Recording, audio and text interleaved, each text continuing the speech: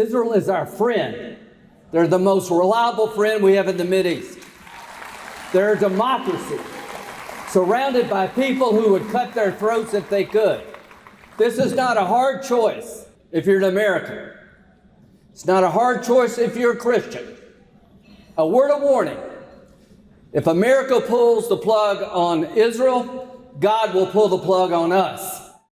I mean, that is just radical religious theocracy in the most blatant form. But what I will say is that when Lindsey Graham says, if the US pulls the plug on Israel, God will pull the plug on the US, he's not entirely wrong. And I don't mean that in the kind of theological sense, let's put that to one side.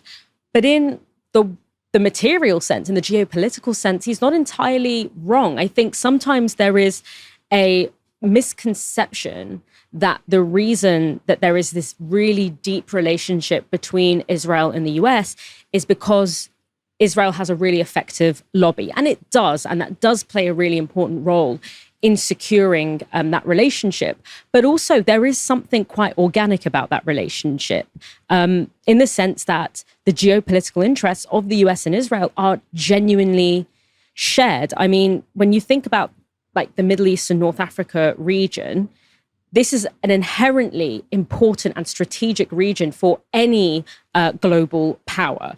Firstly, because obviously it's oil resources, it's oil reserves, oil being, the fuel of the modern world, but also because it exists at this interface between Europe, Africa, and Asia. So anyone who wants to be a global superpower has got to have control over that interface because, you have these essential waterways. We all saw when the Suez Canal was blocked for a very short period of time, I mean, billions were lost in global capital.